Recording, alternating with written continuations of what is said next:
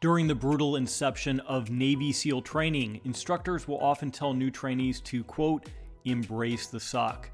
This phrase expresses one vital lesson for SEALs to learn, and that's to lean into suffering and get comfortable being very uncomfortable. As real estate investors, sometimes we need to go through painful times, yet few have what it takes to make it through to the other side. The question is, are you ready to embrace the suck?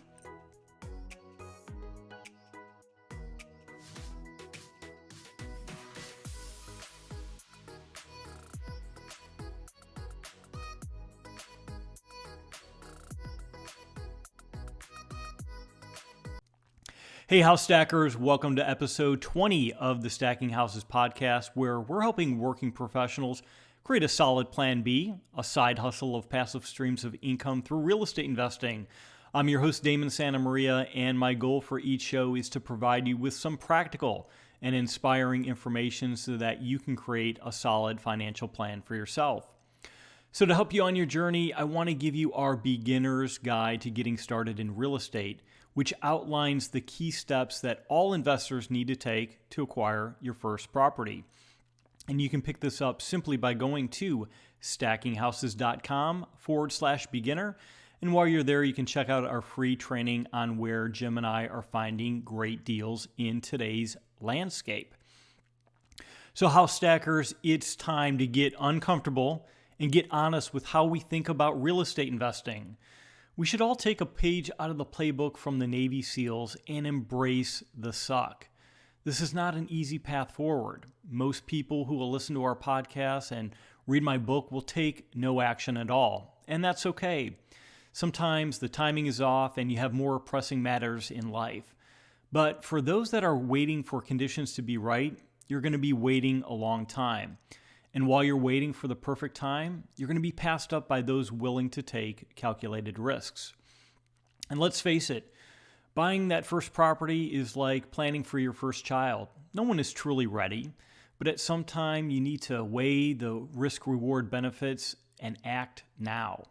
I think we as humans are always looking for our comfort zone versus getting uncomfortable and doing really difficult things. It's hard getting out of that nice warm bed when it's cold outside. For me, I knew that launching a new company like Stacking Houses was going to be an uphill battle from the beginning.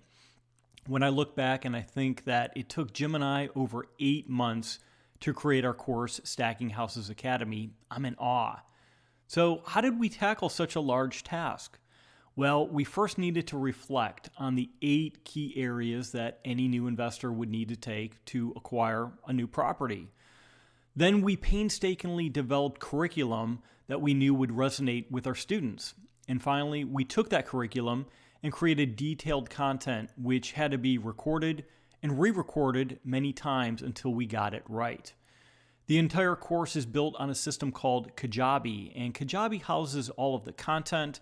It acts as our main website, it hosts our podcasts, and has modules for email marketing and our CRM. I had no prior experience in using such a system, so I had to self-teach myself all of the little nuances to ensure that we could pull this off. Again, this was not easy.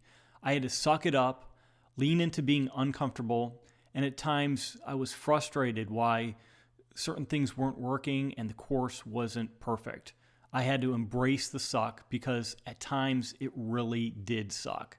There were times when I just didn't feel like recording a new segment or creating a new guide for developing a new tool. However, I knew that each one of these pieces would help our students, so it was imperative that we put our best foot forward and we created something really special. If I think of all the nights and the weekends that it took us to build this company from the ground up, it would equate to 2 full-time jobs.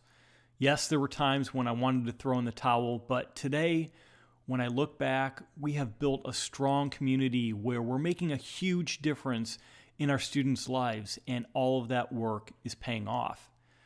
Then after creating the course, we needed to market the course, and because I don't have a marketing degree, I had to learn how to build an audience, and this included creating an Instagram account, #TheHouseStackers.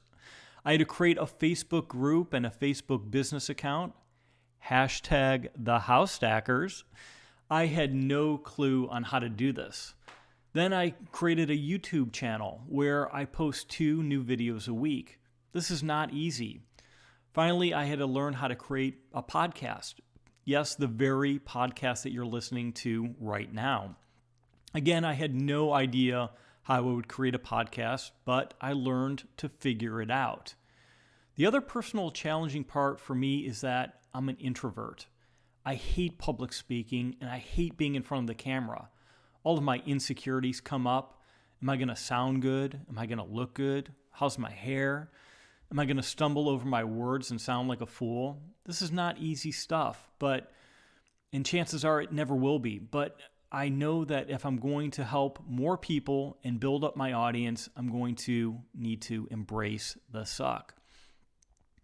All of this would have been extremely difficult, but it wasn't the first time I created a new company. Let's go back 10 years ago when I was working full-time. I was a traveling sales guy spending extra hours on planes and in hotels, and this was a labor-intensive job where I had to practice my sales pitch in front of a mirror over and over again. And it reminds me of an interesting quote that I heard many years ago, which says, "Amateurs practice to get it right, while professionals practice never to get it wrong." Let me repeat that. Amateurs practice to get it right, while professionals practice to never get it wrong. I love that quote. So, in addition to working 50 hours a week, I also needed to build up my side hustle in real estate while I was working my full-time W-2 job. This was not easy either. For 3 years straight, I would get up at 6 in the morning on Saturday and on Sunday morning and get in several hours a week before my 3 kids woke up. Coffee really was my best friend. I would look at deal after deal. I would run the numbers and rerun the numbers. I would leverage my team so that I minimized my risk. And when all of the data analysis was complete, I needed to make a decision. And when it was complete, I pulled the trigger. There were some deals that I got in over my head. I didn't always have it right, but I had to come up with creative ways to turn that lemon into lemonade. But over time, I slowly and persistently acquired more and more properties. And as I did, I saw cash flowing into my bank account. I saw my network begin to grow. I started to gain more and more confidence in my craft. I was learning from my mistakes and began learning from other people, mainly my mentors. I got a coach who helped me work through challenging times. The goals that I set for myself were coming to fruition. And over time, I began building enough cash flow to replace my full-time income. And soon I became a millionaire. Then I became a multimillionaire. My hard work had paid off because I was able to lean in, being uncomfortable, and I embraced my vulnerability. So the last thing I'm going to mention here is that it does get easier. You won't need to suck it up forever. Things that would keep me up at night just a few years ago don't bother me as much anymore. My coping skills and ability to let certain things go has improved over time. Having more money has given me the flexibility and the freedom to pick and choose which battles I want to fight. In the end, all of your hard work will pay dividends long into the future if you're willing to get uncomfortable for a relatively short amount of time. So, House Stackers, I hope this has been helpful because learning and mastering new skills is not always easy, and at times we really do need to embrace the suck. So if you're serious about considering investing in yourself and becoming a professional, I highly encourage you to sign up for Stacking Houses Academy, where you can learn the step-by-step process that Jim and I took to grow our multi-million-dollar businesses. So if you liked what you heard today, I would appreciate a like, a share, a review on the platform that you're listening on, because it really does help some of us little guys that are just getting started on our podcast journey, and it also helps you and other house stackers find our great content.